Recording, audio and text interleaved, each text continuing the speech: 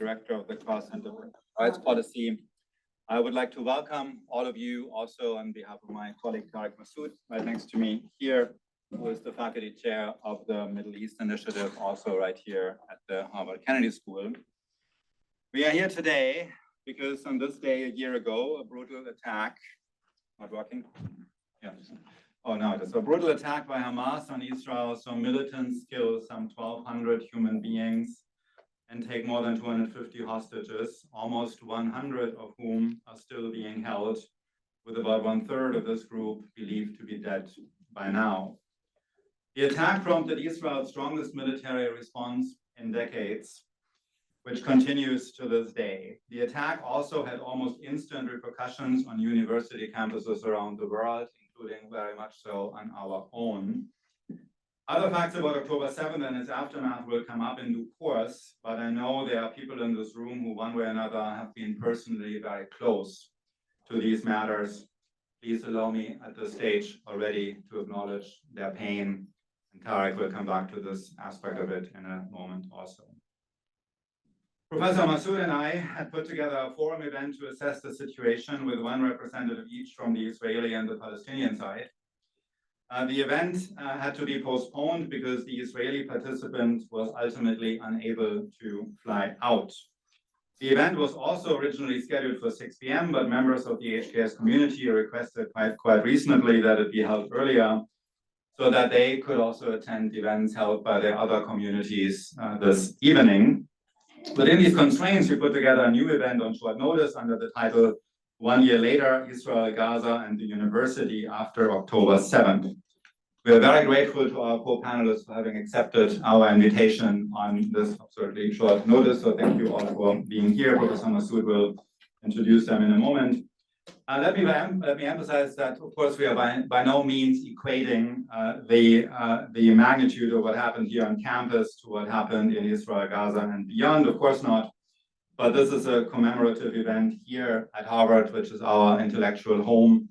And it is for this reason that we formulated our topic rather broadly, as also including the situation here at the university. In terms of the general rules and background, we are recording this event. We have not yet decided whether we will put it out there. We will decide that afterwards. But for this reason, you should all basically act as if we were recording it, and we will put it out there later. So what this means is we, as the panelists, are on the record, but what you say is not automatically on the record. So this is also why later when we come to Q&A, we will not ask you to introduce yourselves. We're always grateful if you do, but we'll this time not insist on that so that you are not on the record. So what the panelists say is attributable, what everybody else says is not attributable. There are some members of the Harvard News outlet in this room, I think, and we would ask those to respect these rules, and please also not to produce recordings of your own. To the extent that you produce photography of this event and putting it out there, please take photos of the people who are here on the record and not about whom you already know that they're on the record, and of nobody else. Let me thank, before turning it over, let me thank Julia Martin of the Middle East Initiative and Maggie Gates of the Carr Center, as well as other staff with whose thought partnership and contributions on the event, on the occasion of the event itself. This would not have come together the way it has. And with all that said, let me turn over to Professor Masood. All right. Thank you, Matthias. And thank you, ladies and gentlemen, for coming this evening. As Matthias said, my name is Tariq Masood. I'm a professor here at the Kennedy School, and I'm the faculty director of the Middle East Initiative. And it's really, typically, I'm quite buoyed to see so many people at events that we hold. But you can't hear me? Sorry. Typically volume is not an issue for me. Can you hear me now? I was just saying how thrilled I am to see so many people here, but that I was about to say that the feeling of satisfaction at seeing so many people at our events is tempered today by the recognition that what gathers us here at this moment is tremendous, almost incalculable death and human suffering. Suffering of Israelis, suffering of Palestinians, suffering of Lebanese, suffering, increasingly we fear, of an entire region. And as we learned over the last year, that suffering compounded on suffering isn't a distant phenomenon, but one that is felt intensely on our campus. And this shouldn't be surprising because Harvard is a profoundly global institution. So it's absolutely natural that on our campus, in our Harvard, I've already started offending people, in our Harvard family would be those whose lives have been changed irretrievably by the fighting, who are in as much pain as their loved ones in Israel, Palestine, and elsewhere. And so before we begin, Matthias and I thought it would be a good idea for us to observe just a brief moment of silence to think about those who have been lost. So let's just have a brief moment of silence before we continue.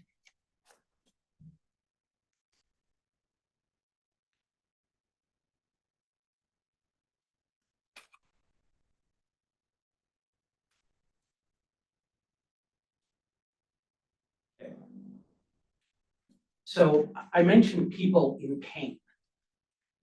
Pain is a very powerful force. So some of you might know that I am actually, this is my first day back on campus after almost 3 weeks of medical leave to deal with a painful infection of a nerve on the left side of my face. And hopefully the worst of that is over, but if any of you have ever experienced that particular kind of nerve pain, you know that it is excruciating. In fact, I read online, and as I was Googling frantically to figure out what was wrong with me, one sufferer of this pain who said, I would rather undergo a childbirth every day, natural childbirth every day, than experience this pain. And when I was going through it, it wasn't an exaggeration to say that the entirety of my universe was this side of my face. The newspapers that I read assiduously, the news that I follow religiously, the region that I travel to almost once a month for the last several years, I couldn't have cared less about them. The only thing I could think about was my pain, okay? That's the only thing that existed. And that's what pain does. It narrows our field of vision, it renders us myopic, it renders us blind to the world around us, and most critically, to the pain of others. And that's not a criticism. Pain has to do that, okay? It exists evolutionarily to focus our minds on avoiding or rooting out the cause of harm. But what it means for us in a plural community like the Harvard of the 21st century, in the midst of an ongoing cataclysm like the one consuming the Middle East, what it means is that members of our Harvard family are not only hurting very badly, but they're hurting so badly that they cannot see or fathom the pain of others in our Harvard family who are also hurting just as badly. Now, this is a point where you might expect me to say something like, well, we are an institution of learning, so it is incumbent upon us to put aside our pain, our emotions, and to approach this subject as intellectual beings with open minds and civility and rationality. But I realize that's akin to asking humans not to be humans. Okay? Our pain is very hard to put aside, and many of you were chosen to be part of this community because you are capable of feeling deep pain and then acting on that pain to improve the world around you. So it makes very little sense for me to ask you to care less about the things you care about. But Harvard wouldn't be fulfilling its role in our society, and I wouldn't be earning my modest paycheck if we only engaged with this particular issue as emotional beings. There is, of course, as Matthias said, a place for the commemoration of searing events like October 7th and its aftermath. There should be opportunities for diverse members of our community to come together to feel their pain together. But right now, in this space, we're going to do something else. And we're going to try to think about this conflict that many of us feel so deeply about. And we're going to do that because we don't actually know any other way that we as an institution can be part of the solution to this struggle that has consumed far too many lives and wasted so much human potential. This kind of gathering is the only way we know of to be part of the eventual alleviation of pain. So we've assembled a panel today of very thoughtful, soulful, respectful members of the Harvard community to talk about what is happening in the region and its reverberations on our campus. And I'm going to introduce them not in the order in which they're sitting or in alphabetical order, but in the order in which I'd like them to speak. So first is Romy Neumark. Romy is a fellow at the Center for Jewish Studies at Harvard. She teaches Hebrew here. She's a former Nieman Fellow, and she is a celebrated and decorated Israeli television journalist and a very insightful observer of the Israeli scene. Then I'll call on Dr. Yasmine Abu-Baker, who I am proud to say is a fellow of the Kennedy School's Middle East Initiative. She's a graduate of the Harvard Kennedy School. She is a Palestinian citizen of Israel and an emergency room doctor who was in Israel on October 7th and straddles both of the communities that are so deeply affected by this crisis. And then we will come to Edward Djerejian, the former U.S. ambassador to Syria and Israel, former Assistant Secretary of State for Near East Policy, and also, I'm proud to say, a distinguished senior fellow of the Middle East Initiative here at Harvard. Each of them will speak for about 5 minutes. They'll offer their reflections on October 7th, the state of the conflict and its impact on campus. Then we'll come to Professor Rissa, and then maybe myself, but Professor Rissa for sure will offer some brief thoughts, after which we'll open the floor to you, our audience. So again, let me thank you all for coming, and let me turn it over to Romy Neumark. Thank you, Professor Masoud. Thank you for inviting me. I must say, honestly, that coming to speak here today was not an easy decision, though I respect you so much. This horrible bloody war and the long-lasting conflict is so important, so defining, so deeply emotional, so ancient. And standing here, sitting here actually, as an Israeli is not easy and quite complicated, especially today. But I can still relatively smile when I remember how friends and family, while sitting in the bomb shelters last fall, saw the news about the events at Harvard here and sent me messages saying, take care and be safe. There's no place, as you mentioned earlier, to compare between the yard and the actual battlefields. I worked as a journalist in Israel for 20 years and came to Harvard in the summer of 2022 with the Nieman Fellowship, which is intended for outstanding journalists from around the world. One reason that brought me here was my on-screen efforts to bring more marginalized communities and silenced voices into the Israeli public broadcasting. Kan, this is our BBC. I interviewed people from Gaza via Zoom while Israelis were in shelters and brought Palestinians into the studio to talk not just about their political identity, but also about their expertise, such as my friend here, Yasmine, who is one of the brightest researchers in her field. Israeli society is so diverse. There are so many sectors of religious belief and ethnicity, all living in proximity. They don't attend the same schools, don't always speak the same language, but they do get treated in the same hospitals. And I wanted to bring them all into the screen of the Israeli public broadcasting, to bring them into my studio. And on October 7th, a day that seems to last a year, with no clear end in sight, I too was silenced.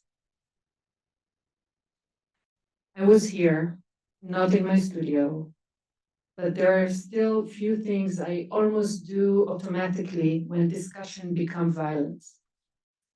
I look for people whose voices are unheard. And I decided to record a podcast here at Harvard, wanted to speak with people who, like me, are confused now. those who have criticism about where they come from, but don't find the right space to express it without being seen as having switched sides, to talk to the both and people. It was very hard for me to find them here, almost impossible. They didn't agree to speak into the microphone because they had too much to lose. Even without their name, they didn't want to risk grades, they didn't want to risk future jobs. They could not express the crisis. They could not express the uncertainty here. We don't have a lot of time to give remarks here, so I just want to take this last minute to bring silent voice, a voice of a person that almost did not survive October 7th. She was saved by luck. My good friend spent hours under her bed in her apartment in Kibbutz Kfar Aza on October 7th. She lost at that day countless friends, 3 of whom were kidnapped to Gaza, 1 of whom might still be alive. She was very lucky, but she also heard it all. She was also an activist against the Israeli occupation. She was demonstrating at every opportunity for peace and against violence. Before she became a survivor herself, she was a Holocaust researcher, a Holocaust scholar, an expert conducting tours to the camps in Germany and Poland, hearing testimonials from Holocaust survivors. All of the places in the world, she fled exactly 5 days after the massacre to Berlin, where she lives today. Last week, she visited the campus here, and this morning I asked her how she would say to you today in this room, what can you say? And she recorded 2 minutes for me in Hebrew, and I translated it here word for word. I believe that on this day, my friend said, we must remember what happened on October 7th. It was a day of a mass slaughter. If they could, they would have certainly done more. It's essential to understand the Israeli experience and the Jewish ethos, meaning what it means for Jews in Israel who thought such thing could never happen again, and through that to be a bit more compassionate towards Israelis, despite all the difficulty and all the criticism. I believe, my friend said, that the future global leaders coming to Harvard today are the people who need to understand how to handle complexity. It seemed that even before October 7th, and especially after, people from all sides are unwilling to handle complexity and then end up on one extreme. The expectation from educated people is to embrace complexity and understand how what I do contributes to a better world and the values I believe in, she said. I still believe in freedom. I believe in liberalism. I believe in democracy. Thank you very much. Okay, and we'll now come to Dr. Yasmine Abu-Baker. Okay, I hope you hear me. Thank you so much for this opportunity to speak to you today.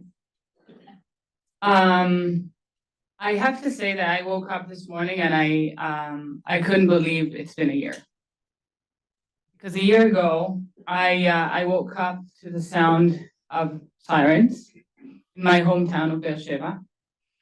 I was on call at the hospital. This is the biggest hospital in the south, 40 minutes from the border with Gaza. And I woke up with this feeling of like, okay, we're used to it. Like we're having this as something that happens once a year. And I knew that I had to rush to the hospital because that's what we do. But I've never seen this emergency room the way it was on October 7th.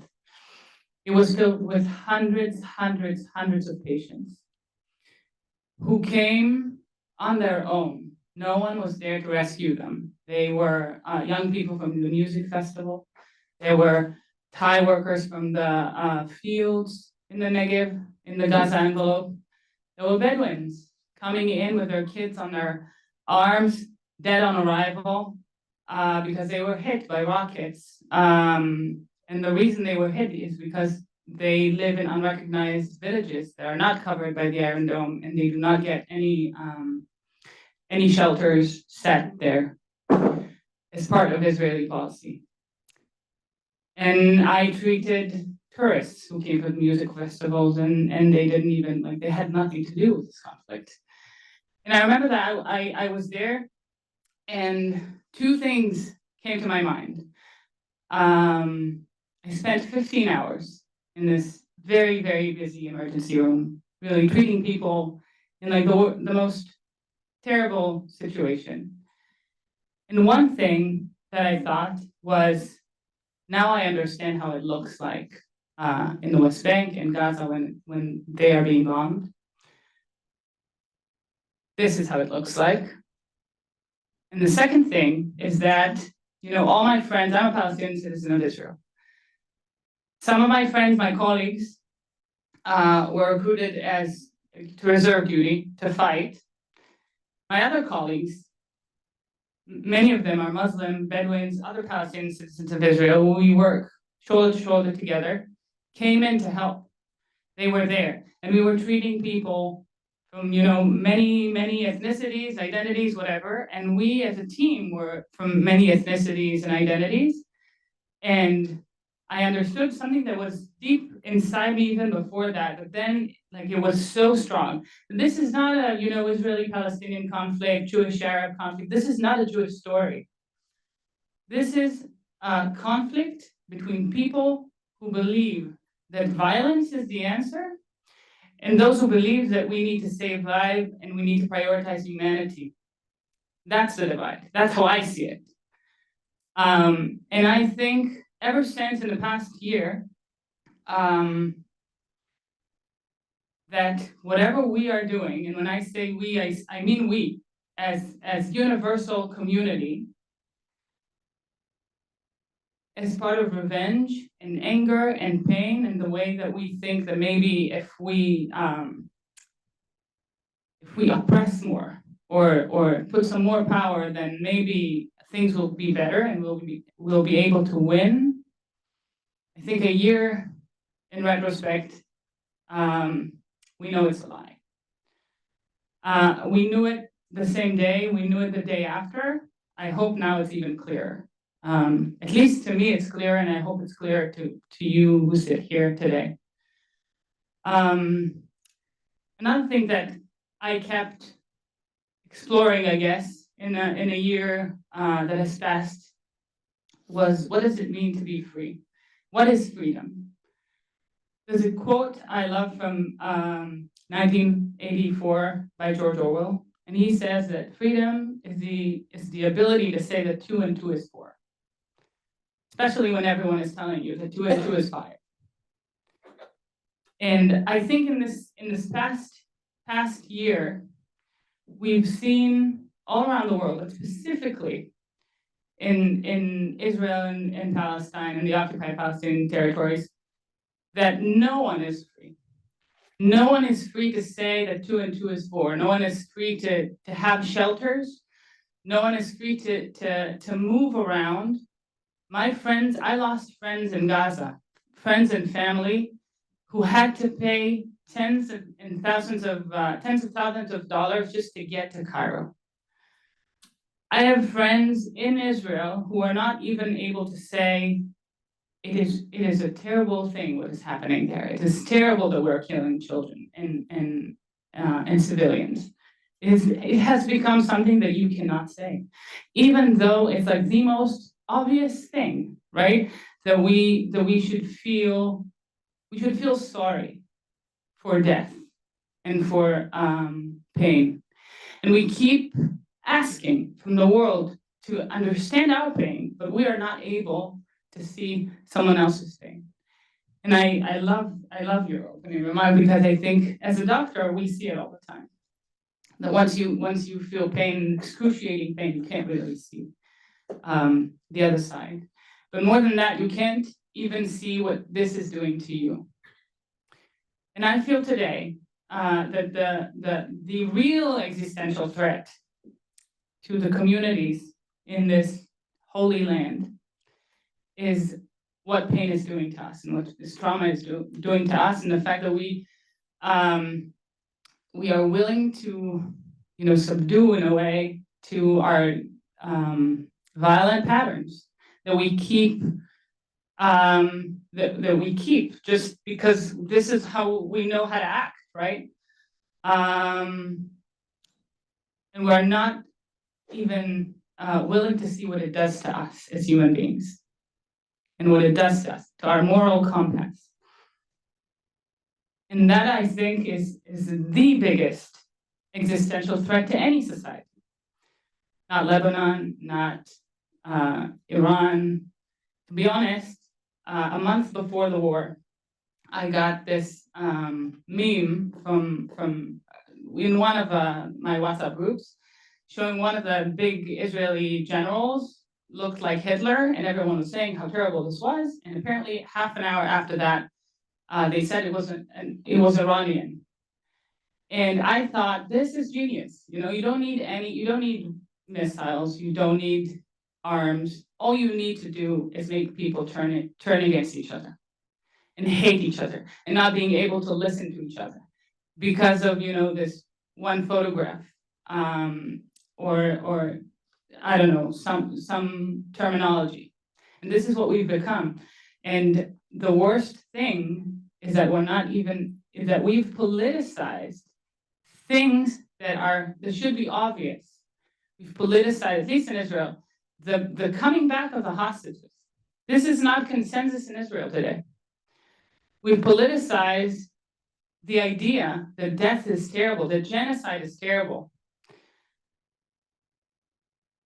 And I am truly hopeful that we will learn to see it differently. And I'll use another quote by George Orwell. As you may understand, I really like this guy. He says in his book, Why I Write, that war is the greatest change agent. This is a tectonic move that we have felt a giant break in the contract between us as people, but also between people and their leaders. And I hope that we will learn to be better and not return to our previous patterns. Thank you. Ambassador Djerejian.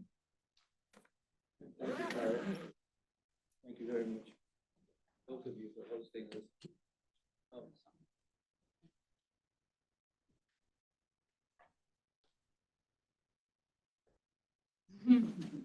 Thank you very much for our host having this session, which I think, in terms of what Tarek said about the campus dialogue, that can't be an issue that's more important than just to have an Harvard to discuss it constructively. Can't hear you. Can you hear now? Okay, I think these sessions that our hosts have organized are essential for many reasons, but especially at a university like Harvard, to have a constructive dialogue on one of the most pressing and important issues that the region and the world is facing. Let me extrapolate from the very impressive personal narratives we've just heard from Romy and Yasmine. We've heard this slogan on campuses and off campuses between the Jordan River and the Eastern Mediterranean in various different political contexts. To me, and again, extrapolating from what we've just heard, I think the most important definition of between the Jordan River and the Eastern Mediterranean is that you have 7.2 million Palestinian Arabs and approximately 7.2 million Israeli Jews living on this piece of land. Neither one is going to go anywhere. There is no military solution to this conflict. And I said in a previous panel, when I was ambassador to Israel and Yitzhak Rabin was prime minister, here's a man who fought all the wars of Israel with great distinction. But when he became prime minister, and the heavy weight of the destiny of Israel was on his shoulders, he realized that as a military man, there is no military solution. There's only a political solution. And yet what we're witnessing today is the military solution. Unhinged, with all the devastation and the suffering on all sides. And the loss, as you both said, the lack of empathy for the other. The Martin Buber I-thou relationship is being destroyed. It's just the I that is predominating. Now, it's almost an illusion and dreamlike to talk about a peaceful settlement under current circumstances. But that's my bias as a former professional diplomat. There is a diplomatic solution. There is a political solution. We have collectively been working on it in regional capitals and Western capitals all over the world for years. We've had some successes, such as Jimmy Carter brokering the Camp David Accords, peace between Israel and Egypt, under the aegis of Anwar Sadat and a right-wing Likud political leader. I stress that, Menachem Begin. We did it at the Madrid Peace Conference when we got another Likud right-wing prime minister, Yitzhak Shamir, who did not want to be sitting at that table with his Arab neighbors. He didn't have it in his heart to be the prime minister who wanted to start negotiating away the biblical land of Israel, Judea and Samaria. But through various statecraft, and I emphasize that word statecraft, we got him to the table. And it wasn't under the guise of what you hear, oh, we have to pressure Israel, we have to pressure the Arabs, pressure. No, what we did at the time under President Bush 41 and James Baker, the Secretary of State, we created a political landscape in which it was very difficult for the parties to say no to one another. That's different than just pressure, that's diplomacy.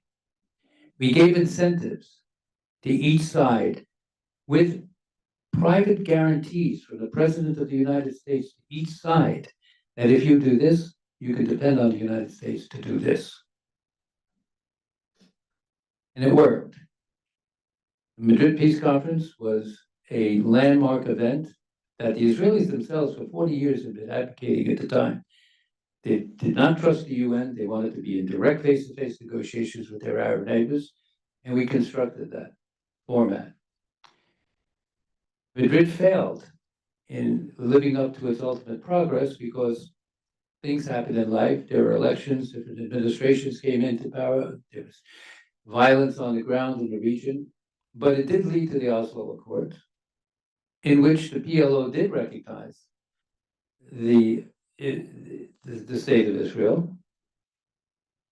The Israelis recognized the PLO, but they did not recognize an independent Palestinian state. But under that ambiguous condition, Oslo led to the Palestinian Authority. It led to a certain self-governance. And it also led in 1994 to King Hussein of Jordan and Yitzhak Rabin, the Israeli Prime Minister, negotiating the Israeli-Jordanian peace treaty in 1994. So there have been some successes, but most of the time, diplomacy has failed. And we have not had a serious peace negotiations between the sides since 2014. Now, I think, and my bias, is that ultimately the only long-term solution is going to have to be a long-term solution because we're going to go through a living hell. We're going through a living hell, and the hell is going to continue. It's going to be more destruction. There's going to be more resort to violence. There's going to be political polarization. But ultimately, all of this resort to violence will not bring a solution. You cannot destroy a movement. Whatever you think of Hamas or Hezbollah, And they've done some very bad things. You cannot destroy a movement through political means. Israel has its absolute right to self-defense and to protect its sovereignty as a nation state. But Israel defines itself as a democratic Jewish state. Let's look at that. Democratic? Can you remain democratic if you continue occupying millions of Palestinian Arabs? You're in your 57th year of occupation. How can a society remain democratic if it's constantly occupying another people? Jewish? You are a Jewish by identity, but what is the alternative to a two-state solution in which you have two states living in peace and security next to one another, recognizing each other's self-determination?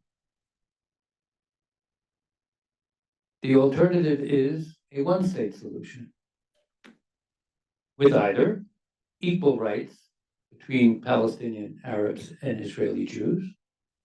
You take a look at that closely, that would go a bit against the current of being a democratic Jewish state, because you'd be democratic, but you won't remain Jewish because the demographic factors in the Arab Palestinian population will become more of a majority.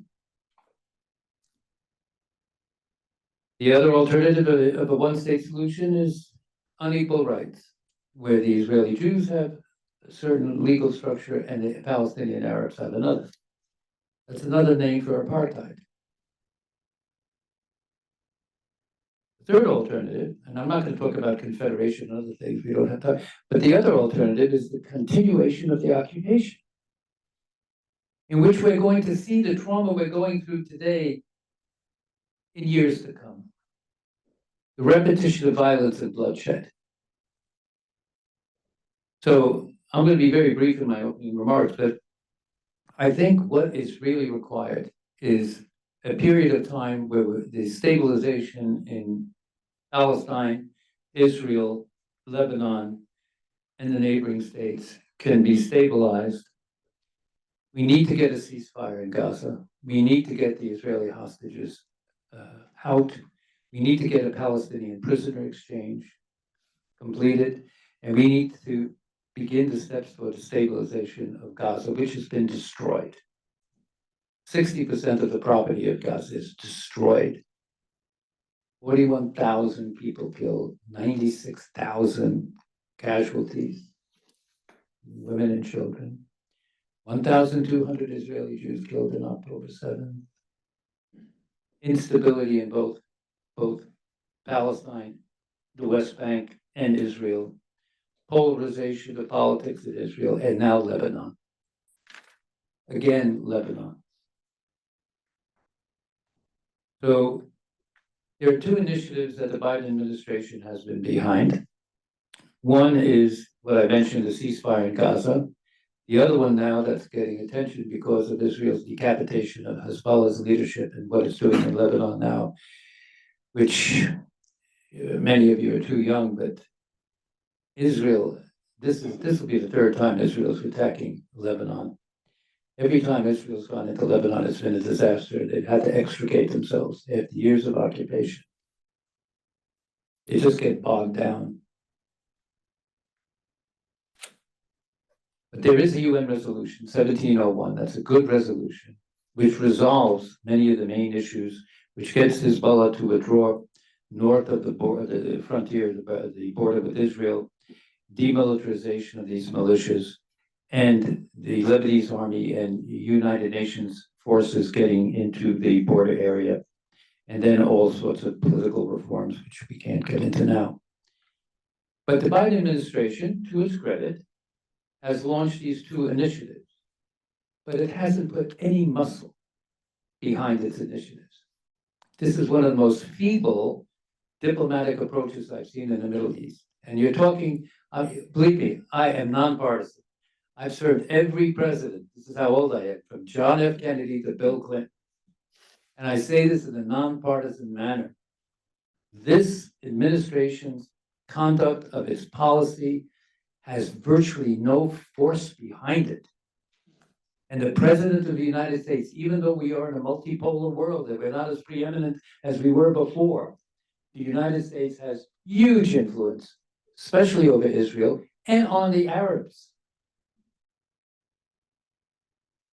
I mentioned in the previous panel one very prominent Arab leader from the Gulf who asked me this question: where's the coach? What he meant is, where is the United States? We're looking for leadership. We don't know who and where the coach is. So let me end here by saying there is a way forward. There is a diplomatic way forward, but we need statecraft and we need the leaders to be behind that statecraft. We're having our elections now. Bibi Netanyahu is playing the US administration like a violin for his own ends, and he's getting away with it. And Hamas is decimated. No one knows where Sinwar is. And Hezbollah is going through now a reduction in its power, but the movements are still there. I think in the long run, we're going to need a new government in Israel. We're going to need a new Palestinian leadership. And whoever is our new president in the United States, God willing, they will have a team that will be able to conduct that long lost craft of statecraft and diplomacy. Thank you.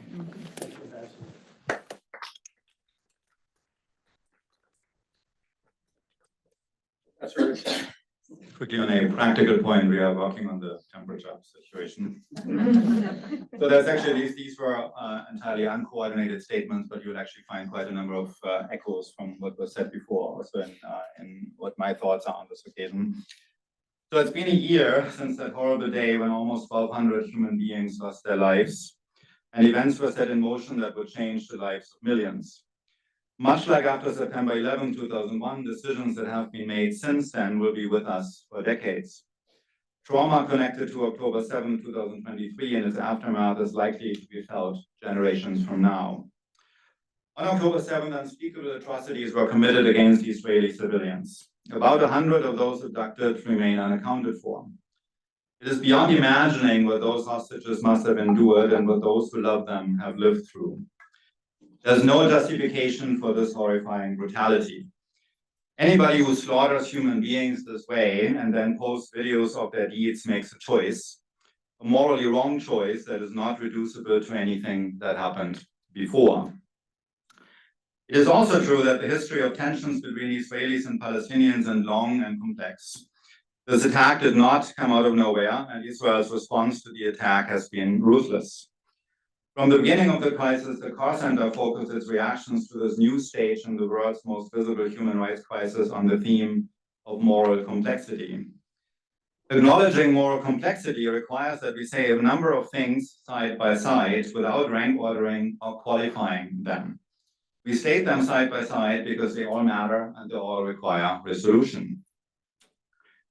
As a German, the history of the Holocaust has been ingrained in me since childhood, and I do accept the special responsibility Germany in particular has towards Israel, which is also a responsibility the global community has towards the Jewish people. I've studied myself in Israel, and after Germany and the United States, my two countries of citizenship, Israel is where I've spent most time in my life. Some of my intellectual roots lead to the Hebrew University of Jerusalem, and my academic advisor there was a mathematical economist, by now quite famous, who was on the conservative side of Israeli politics and lost his oldest son in the first Lebanon War in the early 1980s. Israel is the homeland of the Jewish community and as such holds special significance globally.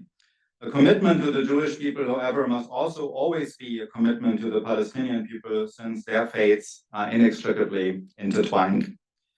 Millions of Jews live in the area now, as do millions of Palestinians. Both sides do have valid accounts as to why that land is their land and why their children should be allowed to live there. A compromise needs to be reached, and it is a staggering failure of leadership on many sides that after generations of conflict, no workable compromise has been found. All these people have claims to the kind of life the Universal Declaration of Human Rights seeks to guarantee.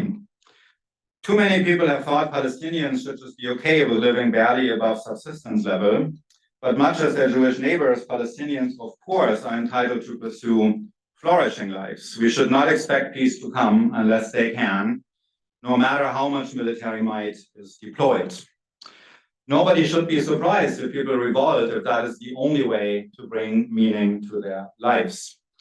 Palestinians have been abandoned too many times, also by wealthy and powerful Arab countries, and also by the countries of which I am a citizen, the United States and Germany. Israel's military campaign shows little promise of making the world safer in the long run, especially not for the global Jewish population, the same way US decisions after September 11th did not make the world safer. There's no justification for the large-scale attacks on Gaza that have killed close to 42,000 human beings, among them 14,000 children with no end in sight, and have just driven just about everyone in Gaza out of their homes, as if the whole population of that densely populated area were equally accountable for Hamas atrocities. Meanwhile, in the West Bank, settler violence has reached all-time highs, and hundreds of Palestinians have been killed there since October 7th. The Israeli government has stretched beyond plausibility ideas around proportionality in inflicting collateral damage that are familiar from international law and from just war theory. Moral complexity requires acknowledging all of this alongside condemnation of the attacks of October 7th. Atrocities do not cancel each other out, and that certain violations occurred earlier does not mean they justify whatever comes later. On campuses around the world, including our own, October 7th has had enormous repercussions. Many members of our community have close ties to the crisis. For many others, October 7th triggered a political awakening, including reflection on just how they wanted to connect judgment on who is oppressing or threatening whom in the Middle East to other scenarios. It is stunning to recall from the week of October 9th last year just how quickly events unfolded, how quickly some blamed all responsibility on Israel, how quickly others demanded the release of the names of those who took the stance, how quickly a whole slew of names more or less loosely related, including some people in this room, appeared on websites blacklisting them, and how quickly the doxing trucks started circling Harvard Square.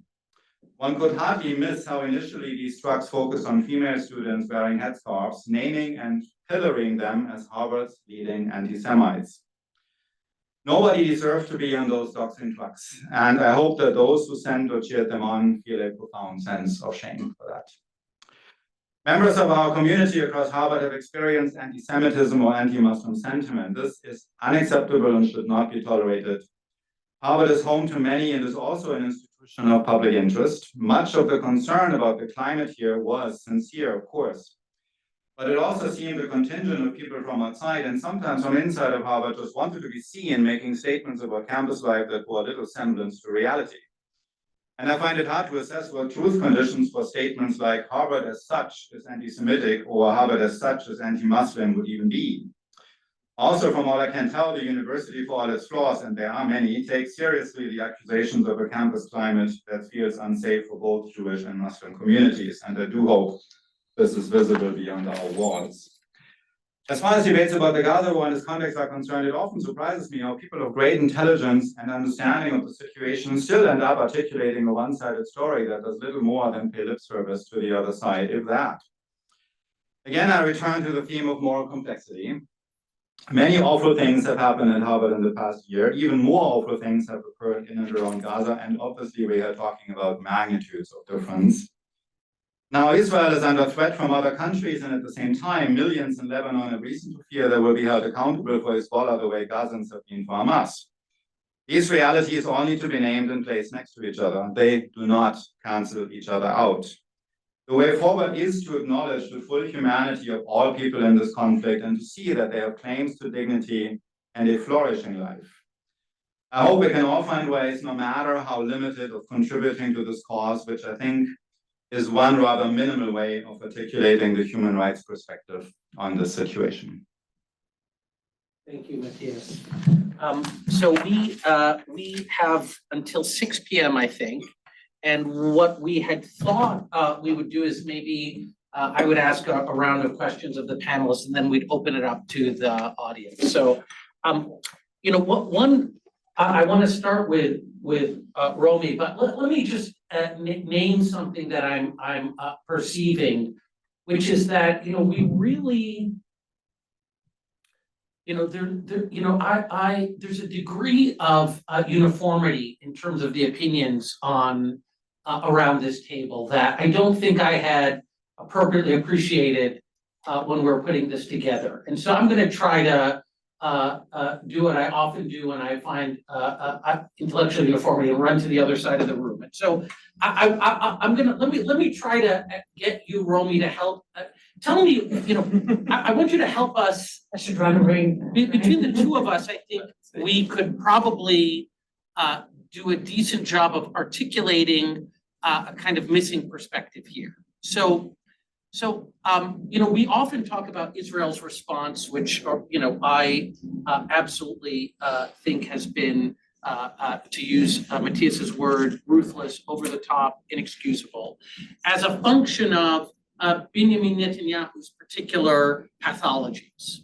But if you look at polling data that comes out of Israel, and I have to admit, I haven't looked at the latest polling data, so it could have changed. I hope you'll correct me if it has changed.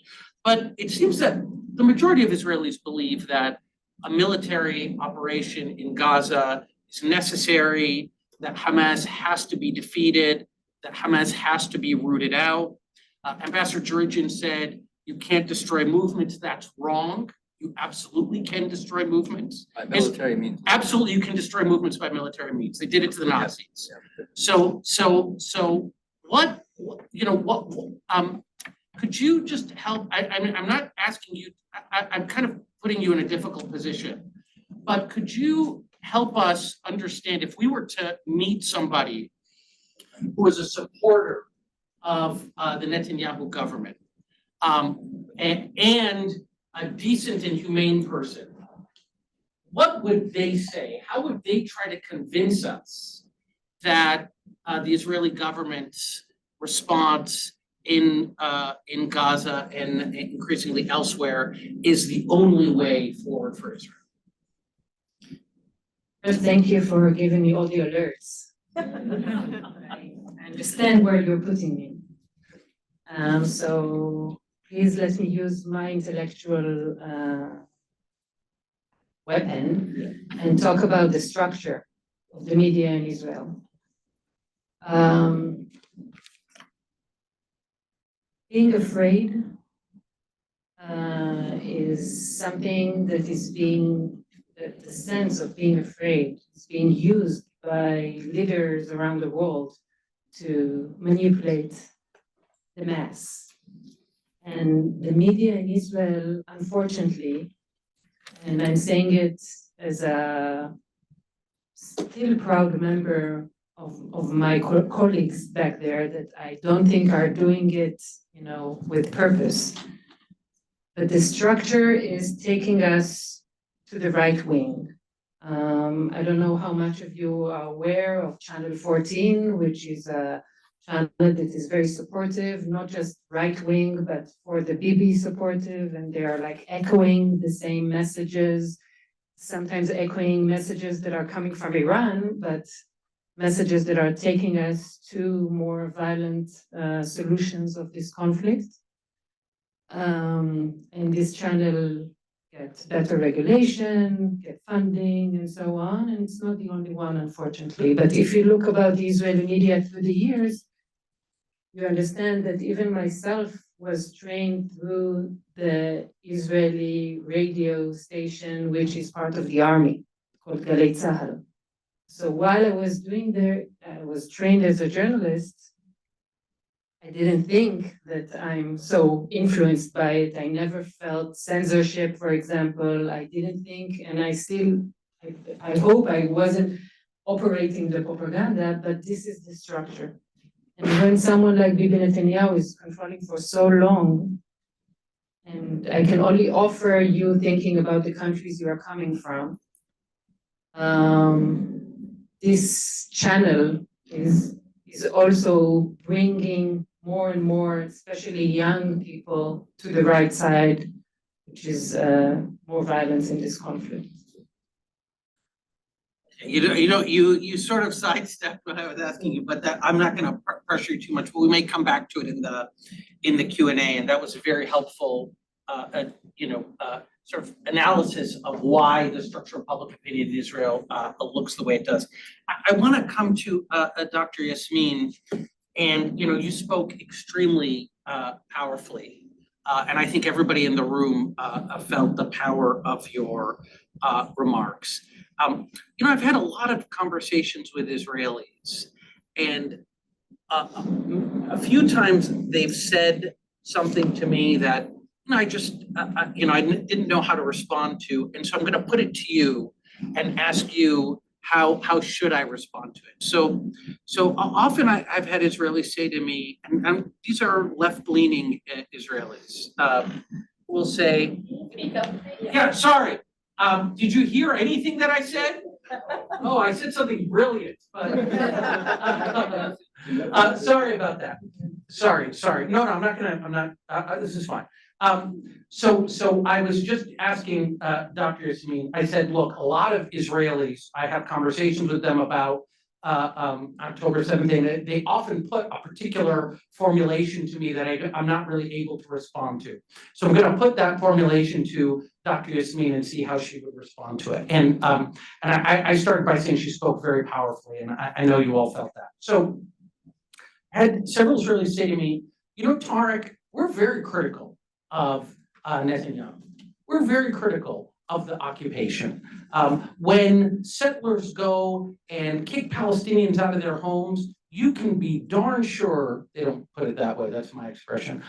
You can bet dollars to donuts, that's the Israeli expression, that there are Israelis there who are helping the Palestinians, resist or what the settlers are doing or document what they're doing, etc.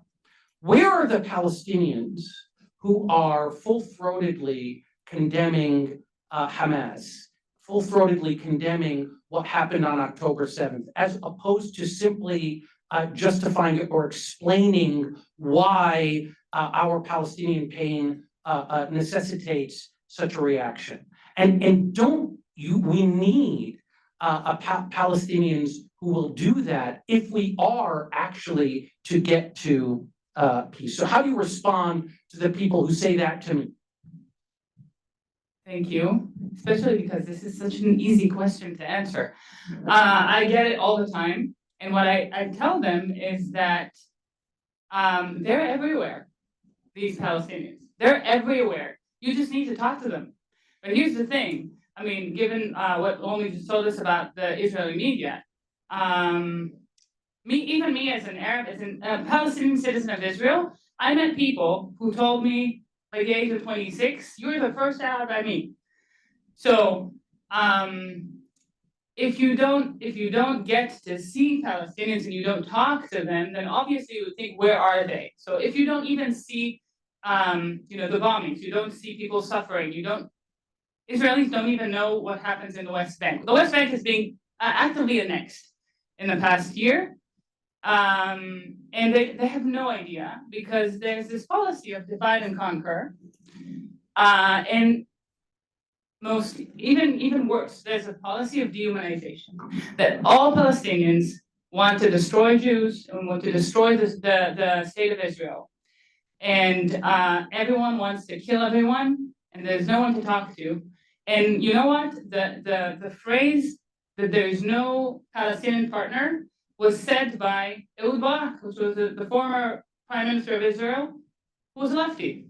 He was left wing. Okay, this is the left wing liberal Israel, and these are my friends. I'm not saying that they are bad. I'm just saying that they are ignorant, to be honest. Like there are Israelis who defend Palestinians in the West Bank against settler violence. I am fundraising for these organizations, and I'm proud to be part of this civil society. But on the other hand, there are soldiers who are actually protecting the settlers instead of protecting the Israelis coming to protect the Palestinians. So this is kind of like a crazy situation. And what I would usually encourage people is just go and look for those Palestinians. They're everywhere, and especially now, so many refugees from Gaza came to the US. They're in Europe.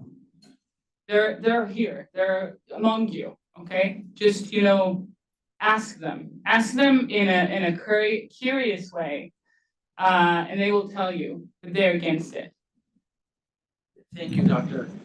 Okay, my boss, Matthias, says we need to open it up, but I did want to ask just one last question. I'll do it. It's a question actually I want to ask of both Ambassador Djerejian and Professor Rissa. Ambassador Djerejian as a kind of analyst of politics, and Professor Rissa as one of the most sophisticated moral philosophers in this particular zip code. And it's a simple question, which is, after October 7th, on October 7th, it was very clear. There were absolutely voices who were saying that Israel should not respond, or that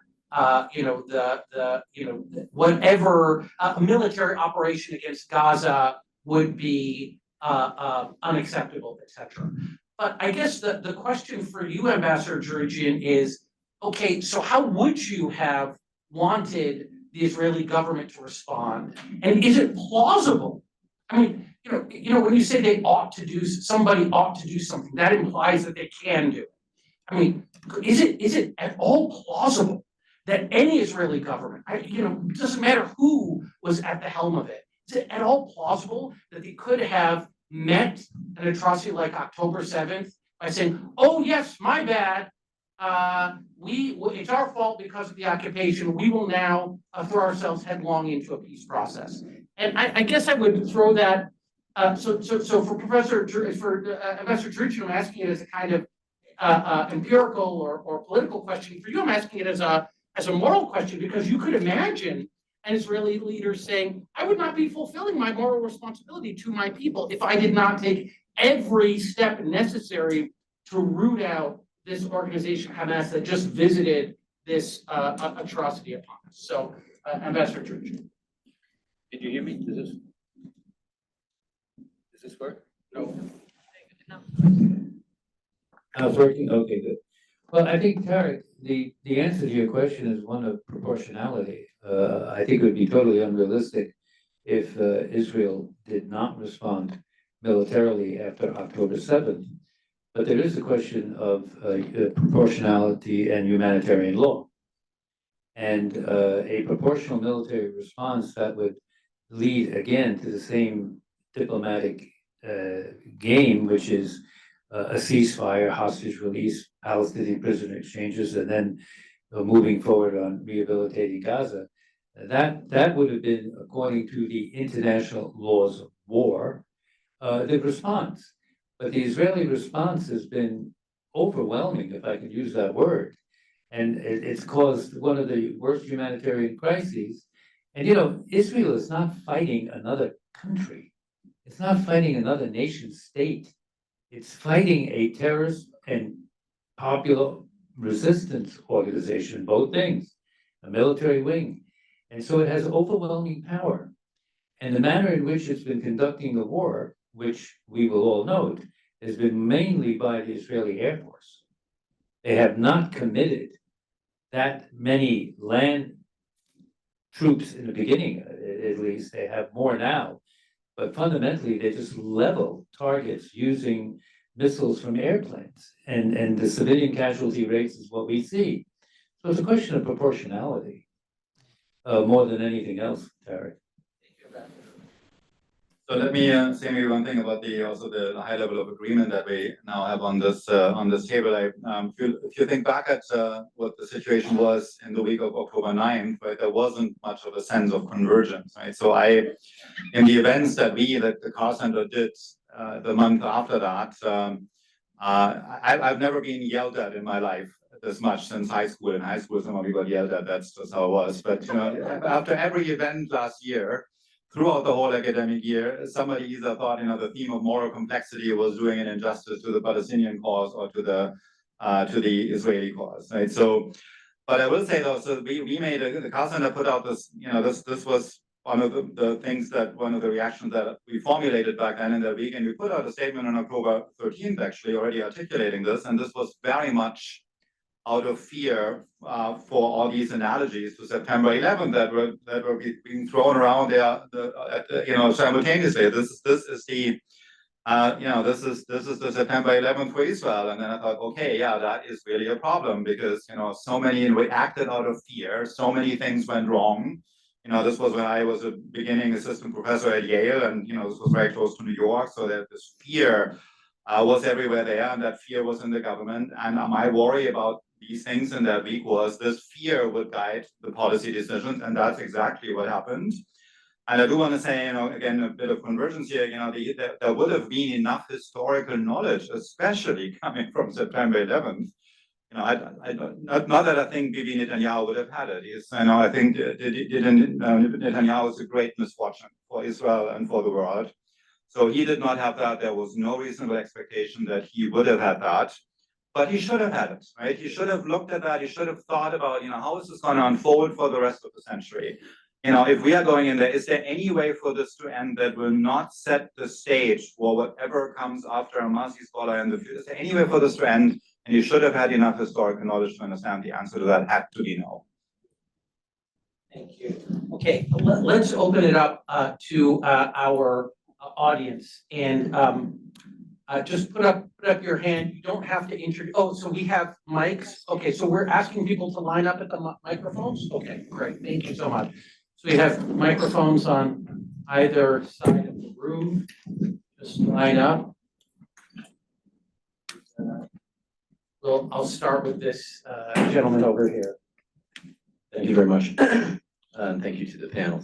I have two sets of comments and questions, actually for the moderators. You, Tarek, offered a sort of flippant remark about defeating a movement. Yes. And you referenced, well, Hamas can be defeated because the Nazis were defeated. And maybe our German scholar can, correct me if I'm wrong, but when the Nazis were defeated, the U.S. occupied Germany, and there was the Marshall Plan, there was the rebuilding of Germany, there was the creation of the democratic Germany and restoration of sovereignty to the German people. I don't see Israel offering any of that to the Palestinian people.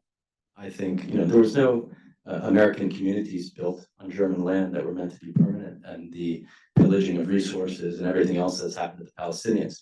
So what Israel wants by defeating Hamas is Palestinian capitulation to Israeli sovereignty from the river to the sea. So if you could comment on that. And to our German scholar, you mentioned in your remarks that Germany owes a debt to the Jewish people and to Israel for European anti-Semitism, German anti-Semitism, persecution of Jews, and that culminated in the Holocaust. Does Germany also owe a debt to the Palestinian people for paying the cost in terms of their dispossession in order to create the safe haven of Israel that Germany supports? Thank you. That's a tremendous question, and I promise you, Omar, I'm not dodging it. But we're gonna go to the next guy. We'll just take a couple of questions, but I promise I'm not dodging. Yes. Hi, hello, my name is Amit. I'm a student here at the mid-career MPA. My question is for the ambassador. Talked about the spread of war to Lebanon. I really want us to acknowledge that the spread has become towards Israel at the 8th of October, when Hezbollah started to attack Israel unprovoked. At the current stage, Israel is actually fighting 7 fronts at the moment.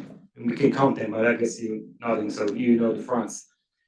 You talked about the coach as for the US, maybe act as some kind of a coach as it used to. Obviously you have lots of experience in that, and you were part of it. It seems like the US doesn't have the capability to be a coach in a situation that the fight is with Iran and its proxies. And it doesn't seem like the US can actually do anything, because maybe it's avoiding the larger scale of things in Russia and China. So I would like to ask you, what would you expect Israel? And I don't want to talk about specific governments. I can acknowledge I'm a left wing and very against Netanyahu, but at the same time, very fearful for my country, for my loved ones. just today, my parents-in-law were suffering like their town like was attacked today, and that was I woke up to that. So, and this is something that nobody have to ring. This is just like as actually the doctor said, this is like people being people, fear being fear. So I would like to address this. Thank you. Can we take one more question and then we'll, please go ahead. Hi, my name is Rasha. I'm a fellow here at Harvard. I have two questions. The first one is related to maybe addressed to the academic people here. In the last year, we have seen a crackdown on students' activism, especially pro-Palestinian activism.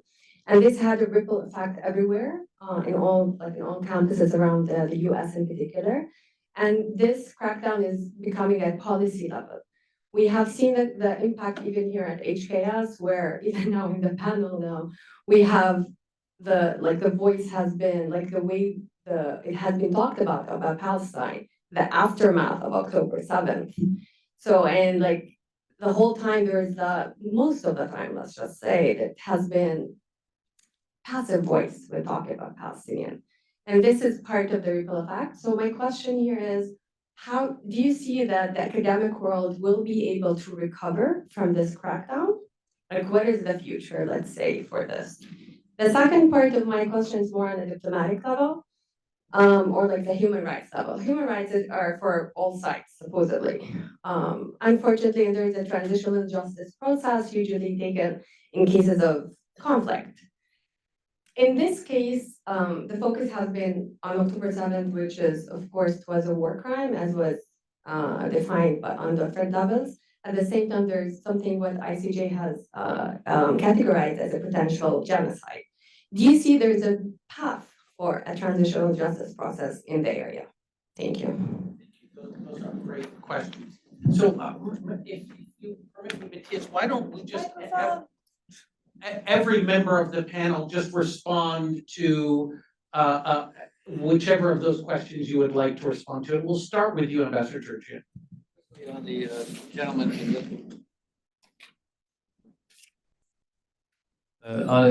gentleman from Lithuania, to be totally objective, the United States no longer enjoys the preeminent position it did after the fall of communism in the Soviet Union in the 90s. And when I was in my more senior positions in the Reagan administration and the Bush 41, we could exercise more power and influence. Things have changed. Now we're going into a more multipolar world. We talk about the growing South, the middle powers. Harvard is initiating studies on this now. So we are no longer as preeminent as we were before. But having said that, in the Middle East, we still are the major outside player. If you just look at the data, we have 40,000 troops in the broader Middle East region. We have numerous bases. We have naval forces. Since 1949, the American Fifth Fleet has been guaranteeing the freedom of passage through the Straits of Hormuz and freedom of oil flows throughout the world, et cetera, et cetera. So we do have power, and we have influence over Israel since it's a major recipient of United States aid. So what I'm saying is that we do have the wherewithal to be more assertive, but assertive at what end? The assertiveness should be toward a political solution in the long run. And that's where I'd like to see statecraft come in. Romy or Yasmine, do you? Ed, somebody needs your mic. Yeah. Okay. Okay. I think I'll answer the human rights question, because I think it's all questions were great. I just want to say that I do see a path to reparations and to social justice and human justice, because I work with these organizations. There are organizations like the Forum of the Bereaved Families, who for decades are commemorating the grief of both Israeli and Palestinian families who lost their loved ones because of the conflict. And they come together annually, and sometimes even more than that. this war has created deep connections between people that actually moved communities towards this place of reconciliation. Now, I don't think it will happen tomorrow. I'm optimistic, but there's no need to exaggerate. But I really think that now there's like total blindness, especially from the Israeli side to this. People, even the Israeli politicians, again, even left-wing ones or center, did not accept the ICJ ruling and are saying that the ICJ and the ICC are anti-Semitic. But eventually, I think it will sink, and then we will start seeing reparations and reconciliation, and we already beginning to see that in movements like A Land for All, and in even, I would say, this is crazy, but even the New Israel Fund, who's like a Zionist organization, it has raised millions of dollars to put into humanitarian aid in Gaza, and other tens of millions in fighting the occupation, the annexation. So I think there's a change there. But you know how it is, talking about a revolution sounds like a whisper. It will take time. But I am committed to this cause, to make sure that there will be justice and there will be equality and there will be freedom, and that we won't keep things as they are. Thank you. I want to say a short comment for Russia, talking about the crisis in the academia, and maybe then pass the torch to others here. I think there is a crisis that is you can talk about the similarities, like the COVID exposed the injustice in every country between different groups that got the vaccination, didn't got the vaccination, and so on. And we saw it globally. There is something about what happened this year in universities and campuses around the world that not created, but exposed something that was there before. And I see here Dirk Pensler that will teach a class about the Israeli-Palestinian conflict next semester. So it took a while, but again, those things are coming to the academia with professionals who can talk about it and learn about it, and I see it as an optimistic view. And of course, what you were doing, Tarek, at the MEI, that in a personal level last year, when I was part of your Wednesday lunch, I was devastated. I felt, the news cycle is so hectic and horrifying. And then to sit once a week with people from all over the Middle East that can look further, that can explain deeper, gave me something to hold on. And it was very important and expanding my mind. So I hope that those movements that will come from the academia might bring some, I don't know if resolution, but this is the right movement to act.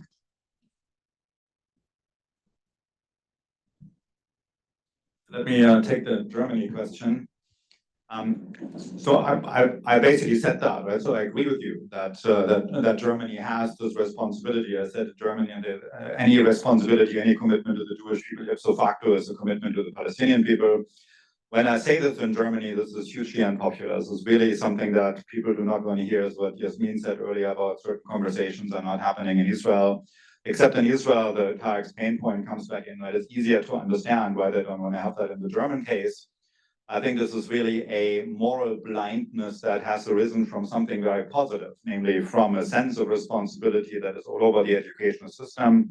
But the consequence of that has been a moral blindness towards the situation of the Palestinians, who are basically, from the German educational eye, they're just not registering except as people throwing bombs at all, at least not naturally. It requires work and effort, and the political reactions have become a little bit more balanced in recent times, once it's becoming clear how much devastation is being caused there.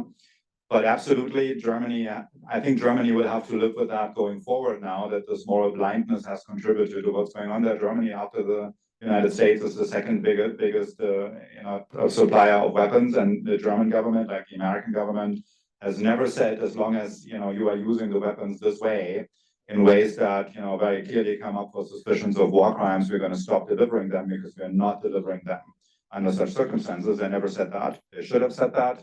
And I think Germany will come out of this with a new kind of guilt and responsibility to the Palestinian people.